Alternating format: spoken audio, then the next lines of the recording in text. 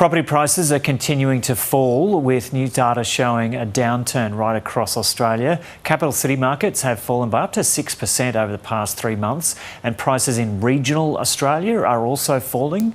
There's also concern among homeowners and buyers alike that the RBA will raise rates again when it meets tomorrow. Business reporter Amelia Turzon went to an inspection for an apartment in Melbourne, where she spoke to buyers who aren't sure what to do. This apartment has been on the market for several weeks, and its sellers are just about to drop its asking price by $20,000. That is an indication of how the property market has indeed come down off its COVID boom, where we saw property values soar by 25% over 2 years.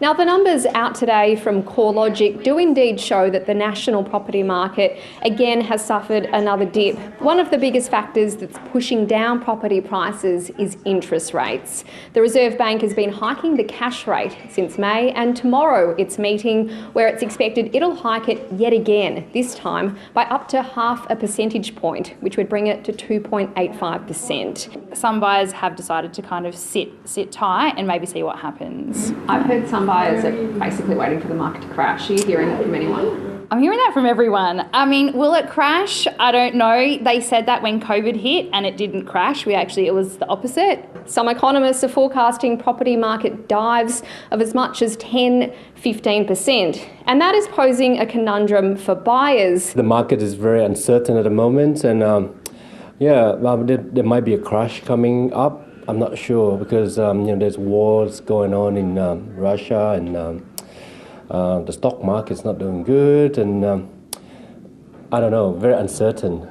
So we're not really in a rush to buy a property at all. So if it's a good price, we might get one. I do still want to buy now because I think they are already starting to see the drop, like the sellers are willing to negotiate, which is a good thing. Yeah.